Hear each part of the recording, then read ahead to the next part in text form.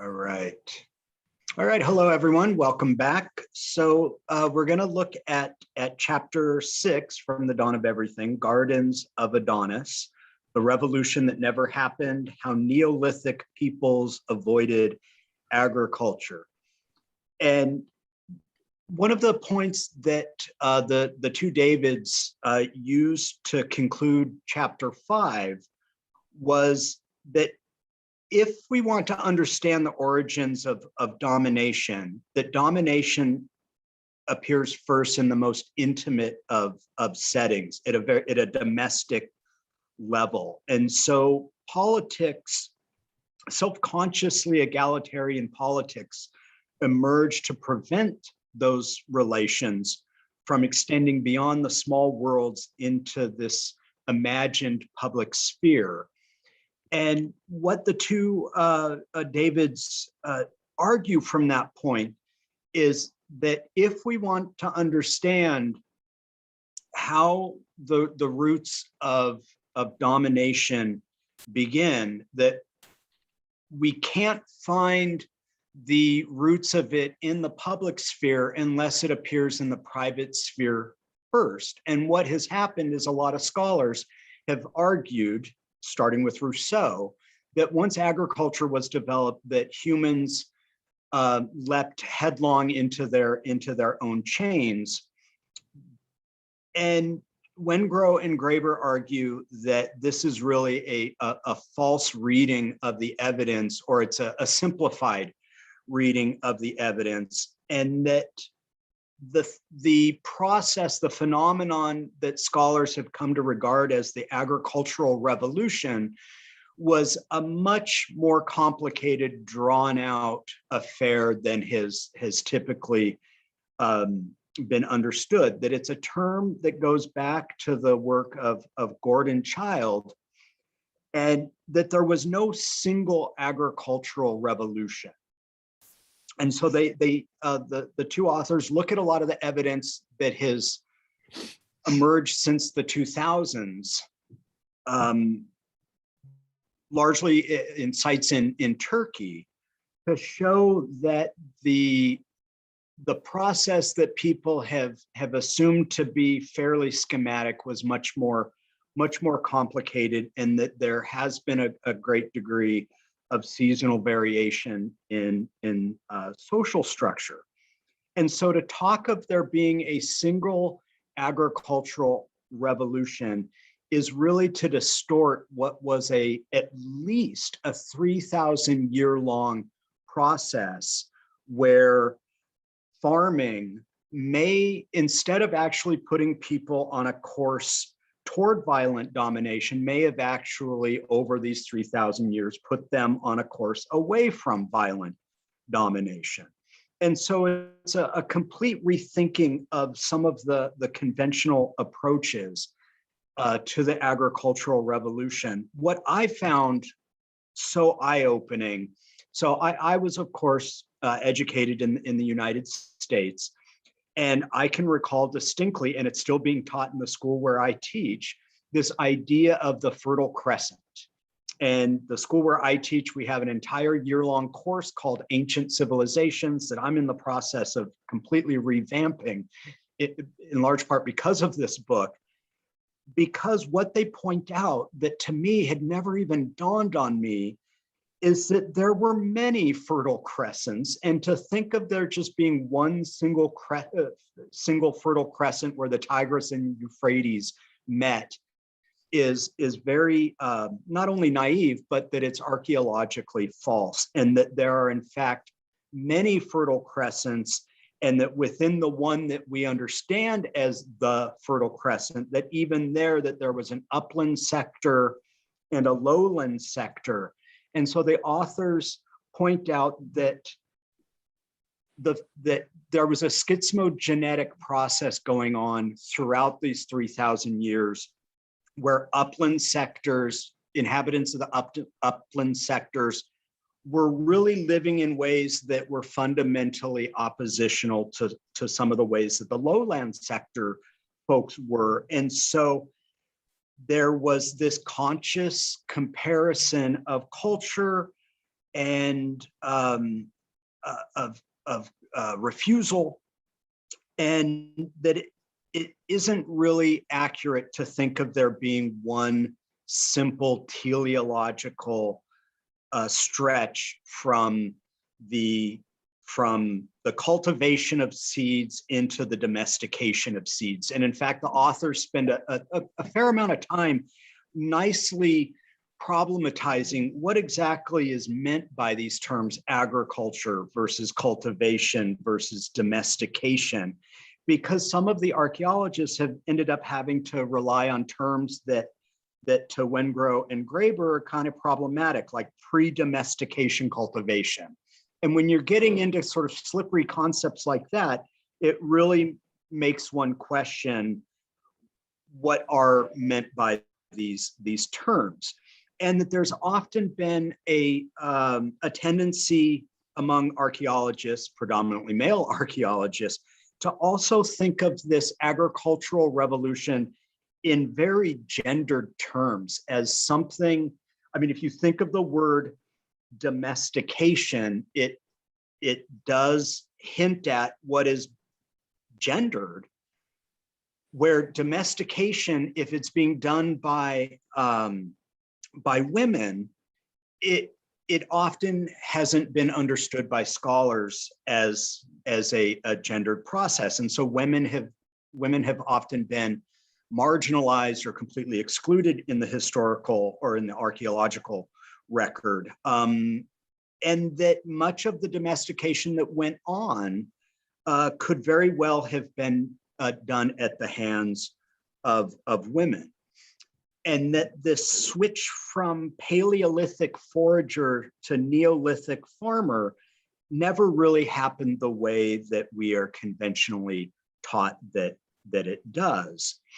And that farming may have actually been more play gardening than actual agriculture, because as they, I think, very convincingly show, that this 3,000-year period was one of great cultural variety, to such an extent that to really talk about this switch happening and forever remaining in place isn't really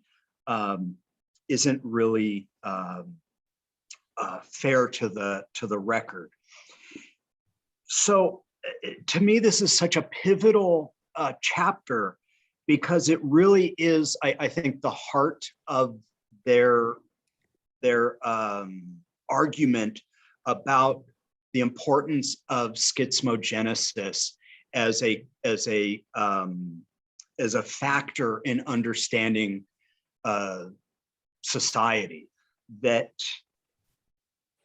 certain societies deliberately and consciously organized themselves in ways that were in contrast to neighboring societies, because they were able to see the kinds of social consequences that particular kinds of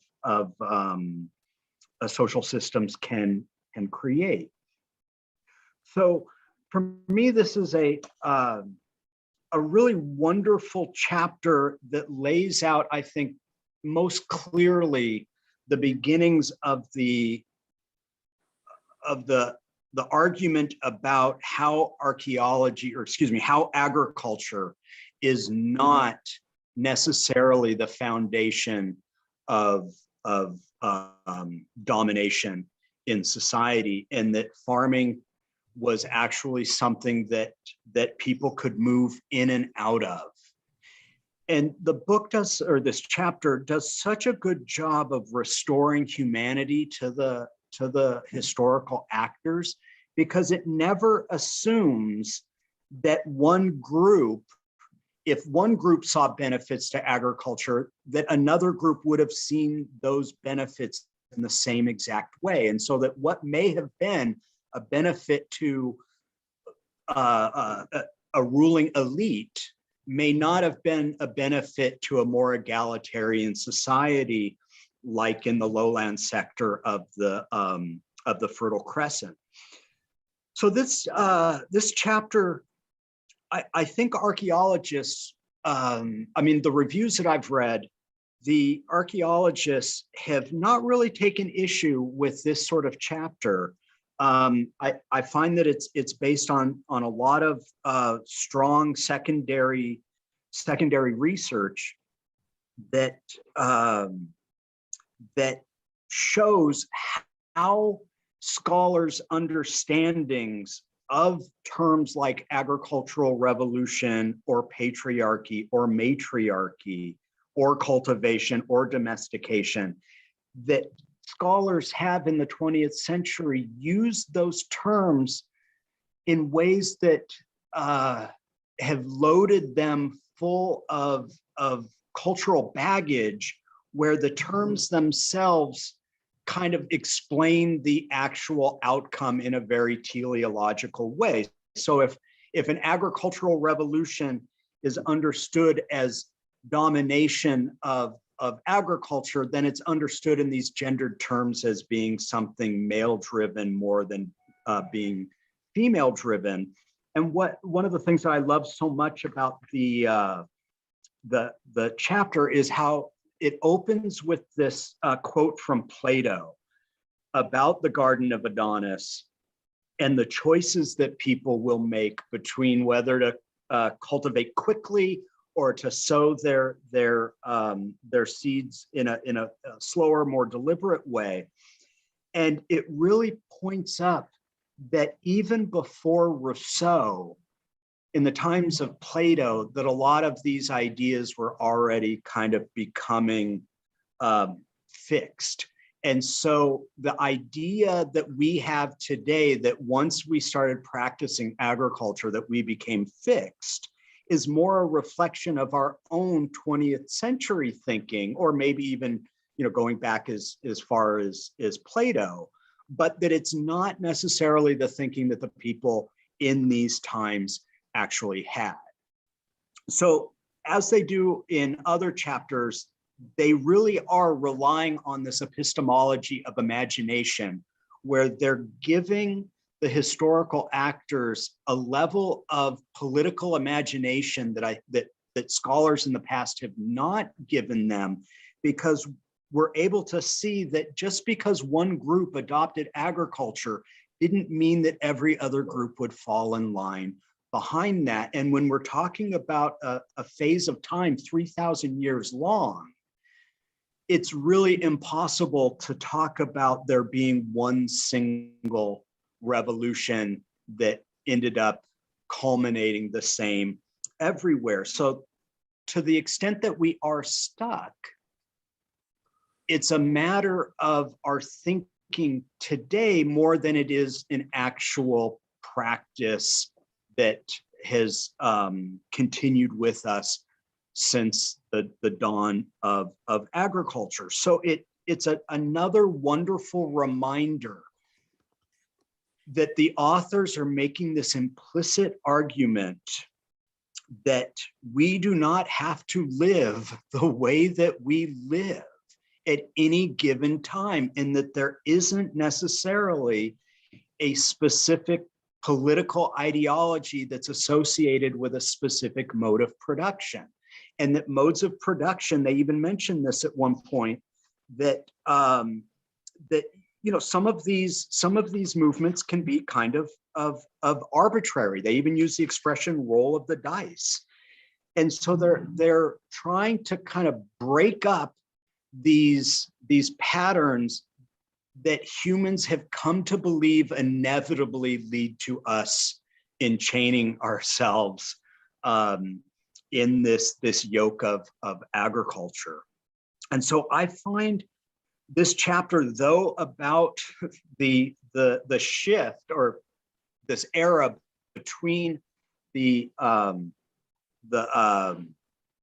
Paleolithic period and the Neolithic period, these 3,000 years in between, even though they're writing about times many, many, many years ago, the suggestion that these sorts of ideas apply to today really, to me, stands out, that people are not destined to live particular ways just because it seems that that's where we have ended up. and that at any given time, we as a people can consciously refuse and go a different direction. So for me, this is sort of like the heart of the book, because it lays out what I think is a very straightforward and empirically rich argument that to me is really easy to grasp. Because if we assume that a revolution happened, then it's a revolution that took 3,000 years. And how are we really talking about a revolution if we're talking about something that took 3,000 years and that people moved in and out of? It's just much too simplistic to think of it that way. So I find this to be an article or a chapter that I can't wait to share with colleagues of mine who study the ancient period, because I'm not sure that the research that has been done since the late 1990s, it's out there, but I don't know if it's, I mean, it hasn't been synthesized in this way. And so I think that this is just like required reading for everyone. So let me open it up there with just sort of, you know, general overview, and I'd love to hear people's thoughts on what they found most encouraging or perhaps problematic. People are free to chime in as they like. Just to point out one thing, while it's true that they haven't related mode of production to inequality, to my knowledge, they haven't touched yet the concept of private property, right? Right. Okay. Right. And spoiler alert, they end up arguing that private property doesn't really have a history, that it's impossible to really argue where its history begins, because it's impossible to know when the first person said, "This is mine and not yours." And if we take that to be the understanding of private property, then we cannot know when its history began. If we take private property to be an object that requires a rule of law around it to hold it up or to exalt it as sacred, then they basically argue that we've got to understand private property's roots going back to the Roman Empire, to the Roman era. We'll cover that chapter in the coming weeks. But you're absolutely right that in this, they're less worried about really determining when private property began and more just understanding when people's three elements of freedom started to disappear. Because as they mentioned, this isn't a history of inequality, it's more a history of how people became stuck into thinking that these relations are fixed, or more specifically, how these intimate relations of domination extended outside of the household and into this public sphere, which they're mindful to point out that public sphere is itself an imagined sphere. There really are not hard and fast distinctions between what's public and what's private, and that too is often the result of schismogenetic process.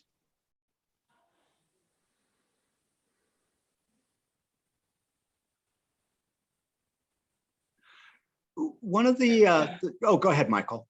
Yeah, I thought they didn't they do something on property as the part of the sacred in one of these things? I've already read it, although I did skim read a bunch forward to the end, but for the most part, I've only got to this far. So I saw some of that on sort of sacred rituals, and it was it was a bunch of boys hiding a flute this is the terrible bad anthropology. We can know an anthropological story, but you can't identify where. I'd have to go back in the book to figure out where it was, what tribe it was, what continent it was, and all that. But the I guess it was interesting that they like how little is known, and they spend a lot of time going over all the evidence and saying we can't really know what's going on, and it's a very cautious kind of, well, maybe it could be this, maybe it could be this. It does seem like they're decapitating a bunch of people over here, and they have these other figurines over here. And it's very kind of cautious and excoriating every other anthropologist or archaeologist who might say this is what it is. And then the very final, summary, kind of like in the last page, is sort of like, okay, so it does seem like this is what's happened, although they have been very cautious. It was quite a sort of a witty moment. But when they were summarizing, they were like these types of behaviors that kept going, and one was like looking through windows. And I was like, oh, so I missed that bit, that like that to what extent agriculture has to do with settling into buildings.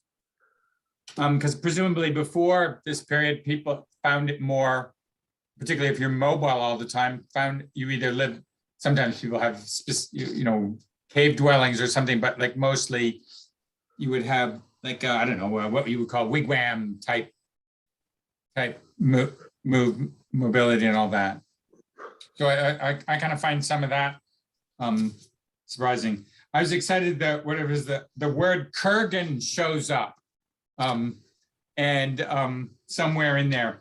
And this was a part of a funny conversation we had when we were talking about the Fight Club, and I was advocating somewhat humorously that we should get that movie from the 1980s with the Scott Highlander, where they try to chop each other's heads off, and the one who's the bad guy, the enemy, is called the Kurgan, who's the sort of famous as the anthropology character. And I was shocked that Kurgan isn't actually a term for those people.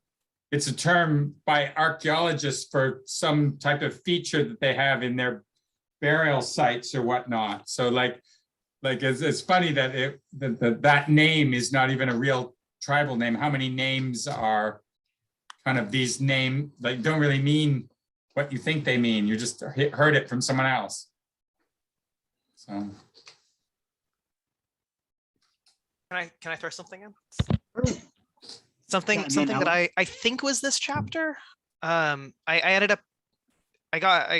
got out the book from the library and read through the whole thing and then had to return it. So I'm not 100% sure exactly where everything's from.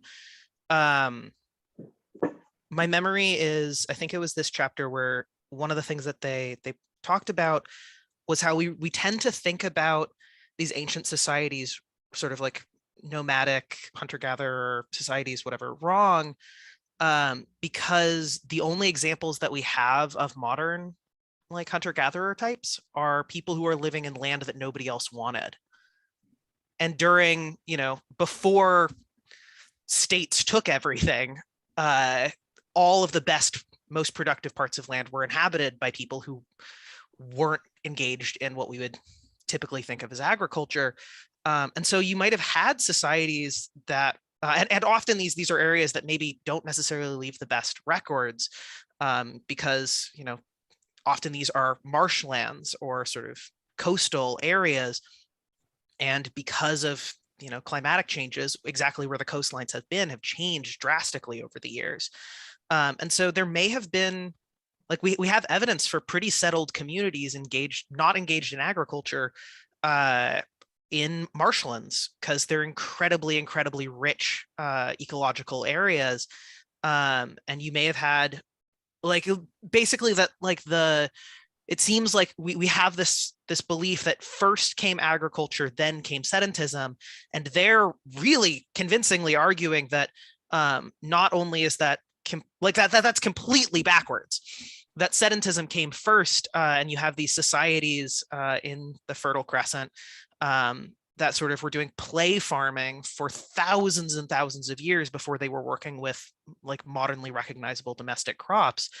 And I love the sort of, one of the things I love about Graeber is sort of these things that you wouldn't have thought of, and then after, like, once he's said it, you're like, oh, that makes perfect sense. And sort of this thing about the examples that we have of hunter-gatherer societies being the people in the least productive land, and that being really unrepresentative of what things looked like in the past. And I love those moments. Thank you, Graeber. Yeah, Ellen? Yeah, this is such a rich discussion and such a wonderful book to be talking about. There are just a couple points that occurred to me, and they're not just about this chapter, but they run through. I think it's really wonderful that they say so often that they don't know something, because the whole point is that what they're trying to do is to take down the people who claim to have all the answers, who are really dangerous people. So basically what that is a kind of rigorous way of keeping thought open. And so what they do, it's sort of a balancing act where they produce evidence that forces us to think in a different way while not claiming that that's the only way to think. And that's a really complicated, I think, walking on a high wire type discursive strategy to follow. But I think that it's really encouraging when they say that, because it's another way of forcing us to keep our thinking open. So I think that a lot of the weight of this particular chapter is against technological determinism, which is one of those ways of sort of saying we know everything. And so they just take that apart, and maybe that's what they want to talk about more than the private property thing. One of the real contributions, maybe to be boringly academic about this, is the extent to which they use archaeology, because most of the arguments about evolution got drawn somewhat more from contemporary societies with all the problems that Matthew has indicated, that they're not our past, they're our present. And archaeology has been underused in a way. So what they're doing is accessing archaeology in a really fascinating way. But one of the things that they could be using in this chapter, but I think my guess is that the reason they don't is that their use of archaeology is such a contribution. But what they do also have available is there's a lot of contemporary evidence that's ethnographic and ethnohistorical about horticultural societies. So it's not, if you pay attention to this, it was never a movement directly from, I don't think anthropologists in general would think there was a direct move from foraging societies to agriculture as we know it. There is a huge literature on horticultural societies, which is a kind of more flexible cultivation of plants. And you may move around. Sometimes it's called slash and burn. Populations are somewhat more mobile. They combine what they're doing with other kinds of practices like foraging of various kinds and fishing and so on. And there's a very considerable record of human societies right up until the present having a horticultural adaptation, which doesn't have states or cities, and is very flexible, and it's more associated with women as well, with the idea that women were probably provisioning societies more with reliable plant food rather than depending on the vagaries of hunting large animals. So that if women were more accustomed to gathering plants, they were the obvious people to be heavily involved in horticulture. So we have actually more evidence that could be applied, and maybe it's in the later chapters because I've just got to the point of reading this. But I think that they didn't focus so much on that because there is a literature on that. And it ought to be opening up our minds, and why people haven't used that in their technological know-it-all type versions of human history is puzzling. But this is certainly, the focus on possibility is really enlightening, because especially at the present when we're talking about the direction the future is going, to get out of the sense of being trapped in anything that's inevitable is just so important.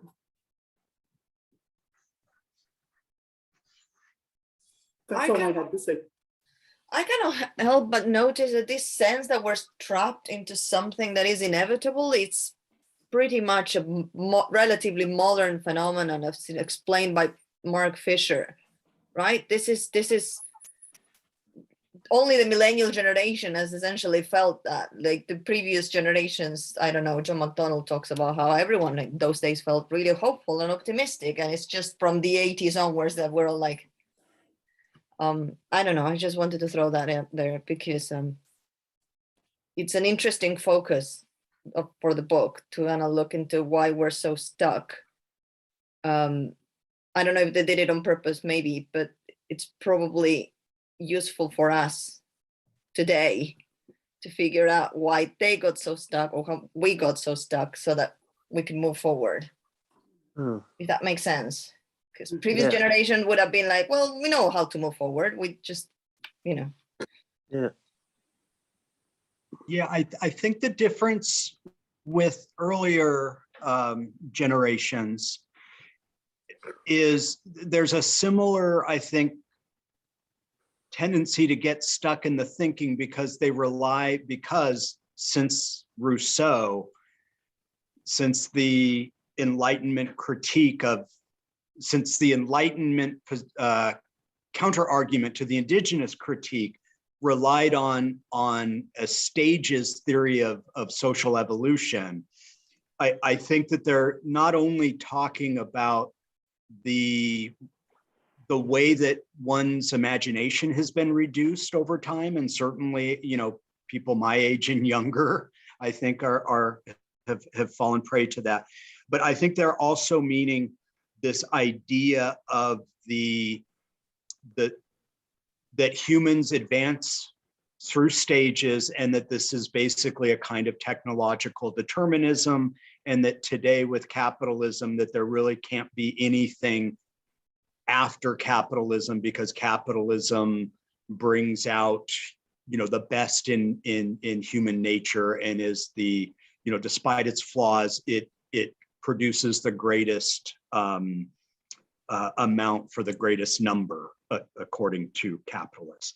And so you're absolutely right that there's a lot of focus on this idea of being stuck, but I think it's not only being stuck, but that stuck in this idea of an evolutionary or stage-based kind of progression that has an inevitable conclusion. Yeah, the thing is, even if you are within that paradigm, like people say we're in this, I don't know, 50s, 40s, that still places them in a place where things can change. They still believe that things could change because, okay, this is the next mode of production. Whereas we seem to have not let go of that old idea of the different modes of production, but we did let go of the idea of possibility of change. Does that make sense? Okay, yeah, I see what you mean. Yes, yes. So until this book dropped, you know, right, literally, nobody had told us that this different modes of production was an obsolete idea. So the idea was still there, but we had seemed to got stuck on the idea of changing anyway. So I'm just wondering what's next. I don't know. I'm just going to comment on what Ellen had said about its opposing technological determinism. And I think it's really interesting that the book, this kind of chapter, links in that kind of bit where technological determinism as a sort of kind of fake idea, oh, it's all determined by technology, humans, as well as kind of mythology and maybe bad education combines to be this image of, oh, well, we had a, you know, an agriculture, you know, we had a primitive society, then an agricultural revolution, and then an industrial revolution. And now today we have an information age revolution, you know, that, and it comes backwards as a sort of linear framework where people point forward to, in that same game, to our progress will be into the stars, with the same people who brought you Facebook and all these other kind of eating disorder spreading social media will take you to the stars in outer space, and it just that kind of that, and and although it seems pretty simple, that chronology of the primitive society, the agricultural revolution and the industrial revolution is really an easy narrative, and that's what people teach all the time in their classes, particularly their basic classes. So it's like quite a challenge, particularly at a low level of teaching, to try to bring some of these ideas into the classroom, but in a simple way. It's always quite hard to say, well, here's what people used to believe, but it's more complicated, and still have it be a simple teaching for people. So. May I? I think that's true. And there's also been, they might have been influenced by the fact that there was a strong trend in American anthropology from Leslie White through Marshall Solins and other people that did take, and Julian Stewart, that took a more technological approach. So they're probably writing against that, although they don't talk about it.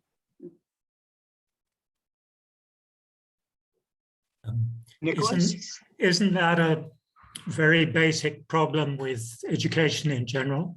If the professors feel they need to know more than their students and they're not prepared to have a conversation, then the whole thing is set up from the start. They need to know that what they're saying is right, and that therefore the student can't challenge them too much, etc., etc. I mean, I'm a musician and I've taught improvisation over many years because it's something I practice myself.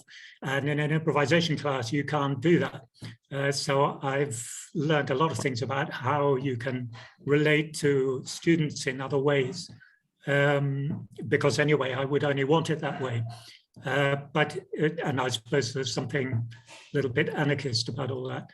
But I feel that this goes back much further than just the last few generations, because if you study philosophy, you have this tremendous thing of the Cartesian, the Cartesian paradigm freezing the entire philosophical situation of being subjects and objects and all the rest of it. And it's taken a lot of the 20th century to get through that. I'm right now studying the writings of Gendlin. I don't know if anyone else is familiar with his work, but he's one of the key figures, and Karen Barrett is another one, who are finding philosophical ways through the philosophical thickets that were set up over hundreds of years. So I don't think there's anything new about feeling stuck.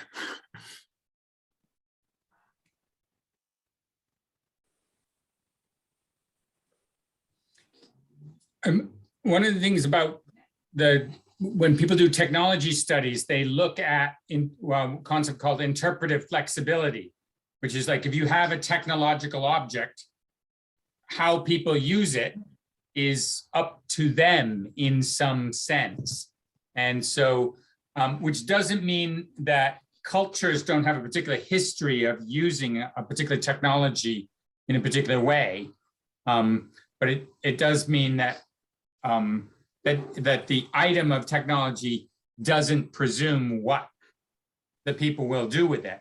And so that's more or less looking at kind of specific technology objects. Here, what Graeber and Wengrow seem to be doing is taking a whole suite of technological or techniques like agriculture and saying, look, it has interpretive flexibility.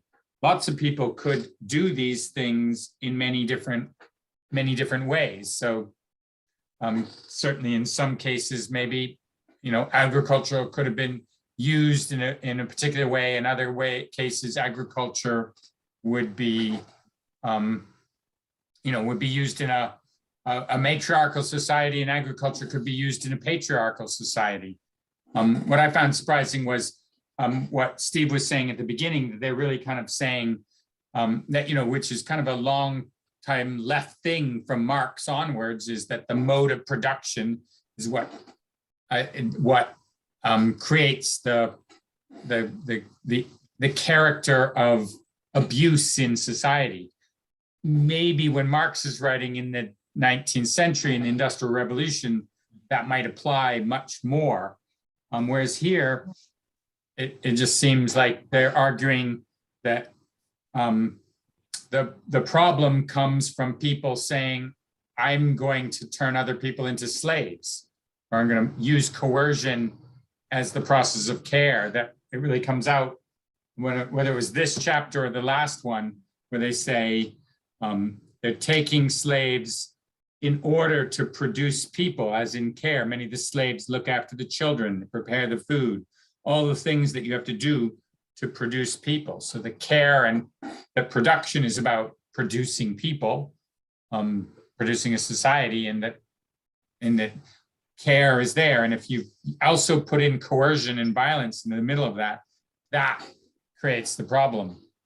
And I wonder, there's an age-old problem that comes up with the sort of psychoanalysis. When people write a critique of psychoanalysis, is they say, well, psychoanalysis isn't very political. It says that some people were just had a really bad childhood or had aggression, and then they became terrible people, and this is how evil developed in the world. Whereas the political types would always say, no, it's the class structure, it's the aristocracy, or people being like not giving resources to families and children prevent that. And it was kind of it might have been, maybe that's true, but it was a chicken and egg theory. And it seems like here, at least in part, the argument comes to be that, that this cruelty as some kind of decision or what is it, is where that emerges, rather than a political process which destroys people. It's kind of a people process that destroys people first, and then maybe creates larger political processes that destroy people. Yeah, I suppose it's really important that we should go on believing that we as people can have an effect. That we should always believe that if we give in to the idea that the system is what creates everything, then yeah, we get stuck. Yeah, excuse me. And so much depends on how we understand production. Marx, of course, thought that the mode of production, a capitalist mode of production, meant that people got made in the factories, at the workplace. And of course, they do get made there, but that's only part of where they're made. That's only part of what goes into making them, which is why I find their use of mode of production so satisfying, because it isn't about producing the objects, though that is a consequence. It's more about how people get produced in the process of producing the product, in producing the objects that they produce as they're being produced.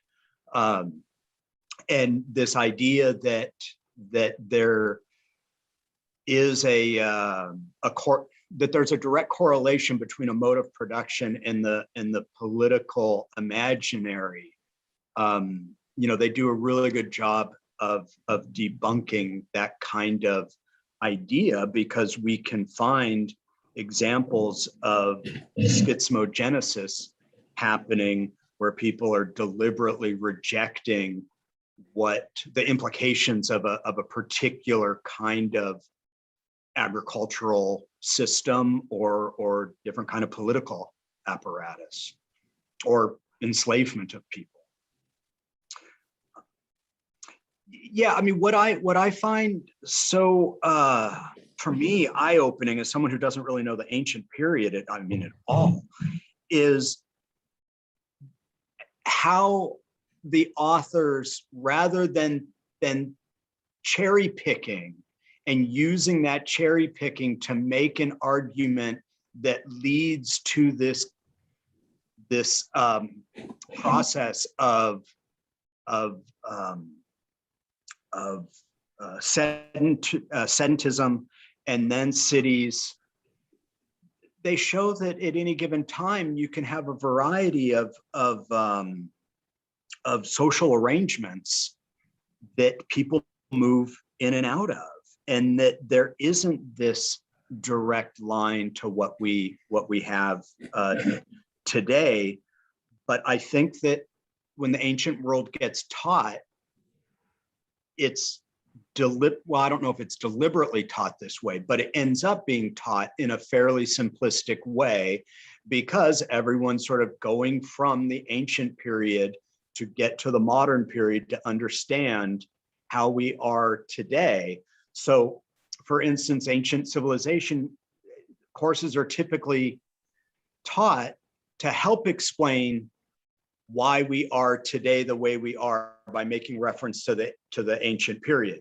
So what ends up happening is that scholars end up finding evidence from the past that correspond to how we are today, like the existence of a state or rule of law, and that therefore that must inevitably be how we came to be. And so a lot of, I think, ancient scholars of the ancient world, in order to seem relevant, I think that they have tended to concentrate on social elements that seem to be with us today, whereas what Graeber and Wengrow are doing is saying that that's a dangerous kind of cherry picking, because if we are looking for evidence of how we are today, of course we can find it, but it's leaving aside all of the other possibilities of different social arrangements that may have existed back then. And if we only have excavated 5% of Chatal Hayak, then how strong are our arguments? And I like that they're very upfront about the holes in the research. Rather than trying to drive a particular point home, they're actually showing where those holes are, and that in those holes are the possibilities for alternate ways of understanding human existence. Yeah, that restraint continues through the rest of the book, and there's at least a couple places where I started to expect them. I was like expecting them to make one argument that would lead to like a simpler explanation, and then they didn't do that. They were like, it's not that simple. Things are more complicated, and it's particularly I was kind of expecting them to, I don't know. Can I do spoilers for the rest of the book? I was expecting them to basically make the argument that the process of sort of something like the modern nation state was going to be schismogenesis, creating a hierarchical sort of upland society and an egalitarian lowland society, and that the creation of kingship and nation states and all of that across all of the different regions where something like that emerged was those two cultures fusing back together. And they make the argument that that's probably what happened in Mesopotamia, but that in other spaces things proceeded along very different lines. And I was really impressed with them not making that argument, because I was really expecting them to go there, and then it was wonderful being like, oh, things are like even that more complicated story than the previous narrative is still too simple, and still like applying that universally is still missing out on a lot of the reality. So yeah.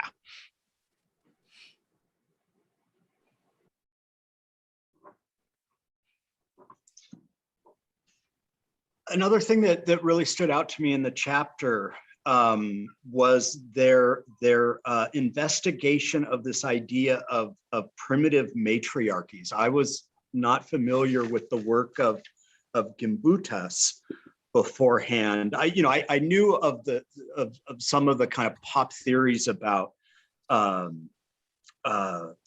so-called primitive matriarchies, but their analysis that shows the way that her own work was debunked, but then some of it has been confirmed, really allows them to do the kind of archaeological or sociological thinking that prevents them from making these very unilateral kind of simplistic arguments. And so, they're not there to recover her work in whole, but nor are they there to debunk it entirely. They're showing that these things are much more complicated, as Matthew said. And that's actually what I like about it, is all of that messiness of it. It does make for a challenging read, but I do find it to be a lot more satisfying because they're not giving simplistic answers. It's taking them a long way to lay out their arguments because they are so complicated. But that's what's so wonderful about it, is that they're able to, and unlike most scholars, they're able to refer to the archaeology of the old world and the new world. And so, they will soon enough have chapters on Teotihuacan and examples of societies where there was conscious refusal of certain kinds of social arrangements. So it's a nice point that they make, but I wonder if only 5% of Çatalhöyük has been excavated. I wonder what, as the excavations go on, what other kinds of complications this might mean, because if they're able to really complicate scholarship based on just a 5%, in 20 years, we're going to need an updated version of this book.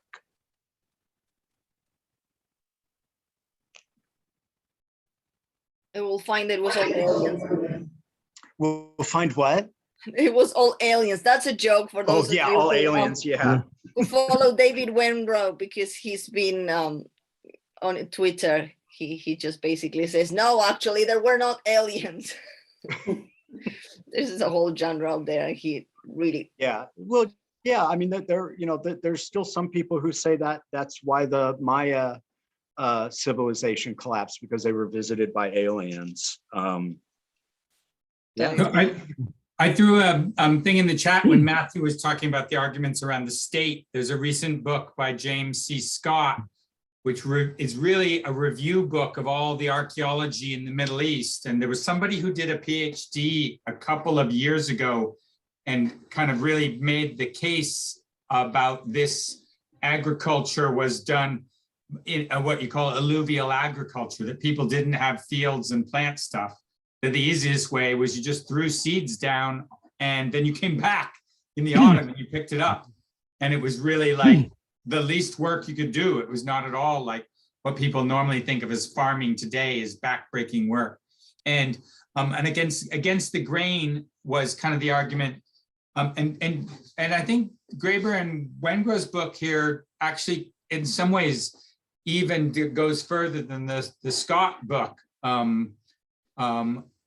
But like, because they were really arguing how the early state was sort of difficult to like maintain. It was really a failure and it didn't really exist. People ran away from it usually, and that grain, I guess, was one of the ways that you could grab hold of things. You could control wealth with grain.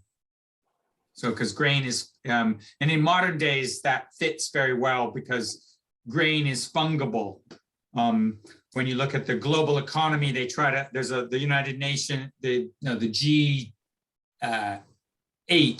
I think, or it could be the G20 has a global wheat program to get more wheat. Wheat is associated with a meat-eating diet and westernization of your diet. In the 1950s, 60s, the first derivatives for the stock market were done on grain because you could bet on the harvest. So there's grain has a long history. And the regional reason is grain is what you call fungible, like money is. Each one is the same. So you can make it, you can trade it like money.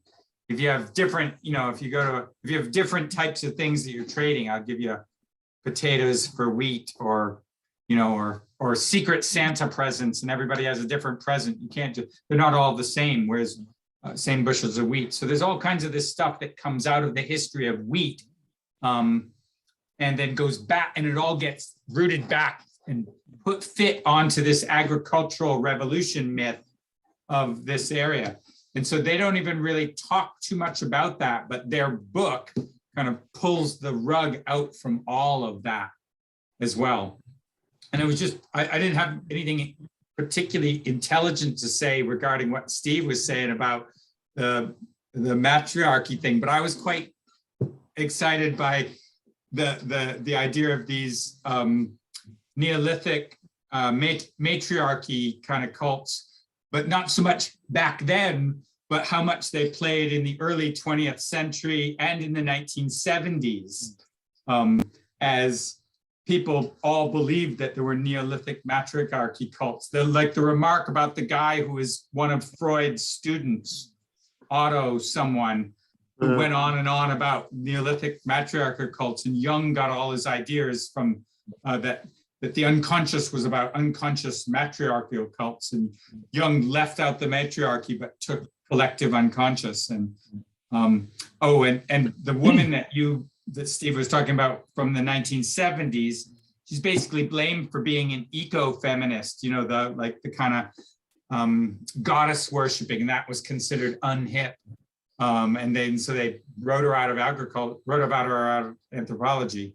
So I guess Neolithic matriarchy cults are in again.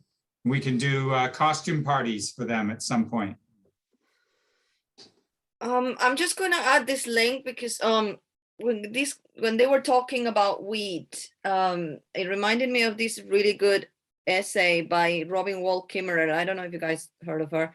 She's a botanist and Native American, and so she tells the story of how Native Americans changed, essentially domesticated is not really the right word, created the corn plant. Basically, the corn plant was like a little asparagus with like 5 kernels, and it became this massive plant that produces so much. So I'm just gonna link it there if you guys are interested. It's fascinating. It really goes to show how advanced they were to create something like that.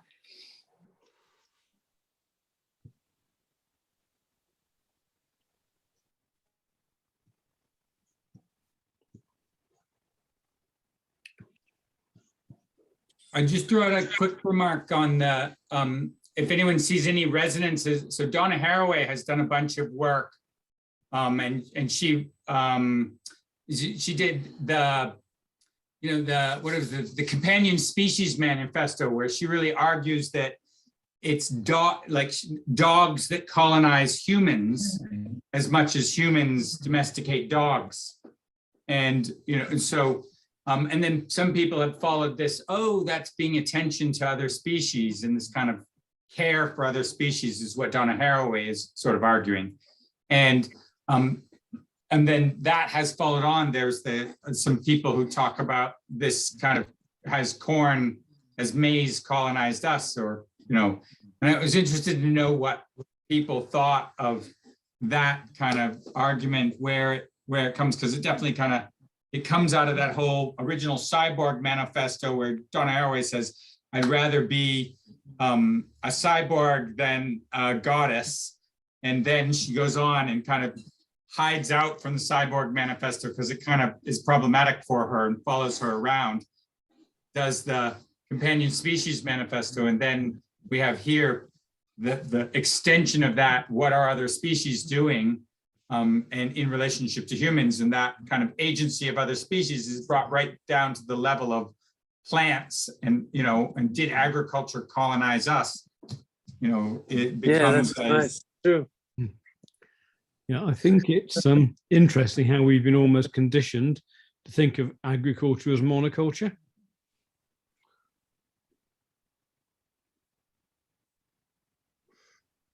That's sort of why I wanted to share this, because when we think of the corn plant, we think of an ear of corn and we see all of the little kernels exactly the same color. If you look at the original plant, like the ones that Native Americans are still growing, because they still have the seeds, you have an ear of corn and with full of little kernels that are all different colors. So they would systematically, they would have a system for choosing which ones to plant in order to create variety. It's fascinating. They're really advanced. I think there's an interesting bit in the chapter about different ways of science. So you can have the ones that have the more careful observation, as you've just referred to almost, as opposed to the simplified propaganda around science as something in rather like monoculture. Aren't human beings a bit monoculture themselves?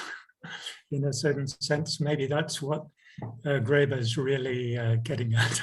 Well, it could be, but you could link it. You mentioned, I think, Descartes, and you could look at the whole mind. Your mind is more real than matter, which you could also link to Protestant views of your religion is what you believe, not what you do. So there's a line of argument that says that embodied approaches are the counter to that. Yes, absolutely. Yes. Can I Actually, throw one? Sorry. Can I just throw one other fun thing? One of the things that sort of was really brought up in the against the grain is sort of things being fungible, all of it being the same. And one of the things that the Davids talk about throughout the book that I found really compelling is sort of the two different senses of equality, the two different ways of thinking about egalitarianism being either everybody is very much the same in the ways that matter, or that everybody is so different that you can't compare them. Like either everybody is equal or everybody is incomparable. And it seems like the approach to agriculture between these two societies, there was much more of a push towards uniformity. Everything will be fungible, everything will be exactly the same, versus sort of in like the Western version of corn versus the indigenous corn, which is much more sort of diversity. Things are fundamentally different. They're not necessarily better than each other. They're useful for different purposes. And how one of the sort of, when you take that framework of people being fundamentally different and therefore incomparable, it's harder to construct a system whereby you say, I up here am you are equal in the eyes of the law. You are not equal in the sense of you are free. You are equal in the sense that I as the lawgiver, I as the higher power treat you all the same. And so sort of on that route, there's more of a route to kingship, and structures of sort of like centralized inequality rather than sort of, I don't know, things that are a little bit more freeform. Anyway. I want to be mindful of time. It's 10 minutes past 4, so this might be a good place to conclude. So thank you everyone for coming. Nika, so are we going back to Thursdays as our days, or are we keeping Mondays? Yeah, maybe. So I'm sorry, Simona is not here. She put Yeah. together a schedule and they're talking with Vasily about that. So Okay. my understanding is that we are doing Thursday every 2 weeks Okay. until we finish that. And then Vasily and some other people, they're putting everything around this reading group, because this is the longest one. Okay. All right. So yeah, I thank you for your for your patience as we kind of figure out a set time. So I'll send out an email for when that next one is. I'm assuming it's 2 weeks from this week, but on Thursday. And we've been keeping the 8 p.m. London time. And so I think that will continue to be the case. But we'll do chapter 7 next. And until then, I hope all of you have a great time out there and, eat the rich. Thank you, Steve. Thank you, everyone. Bye. Bye.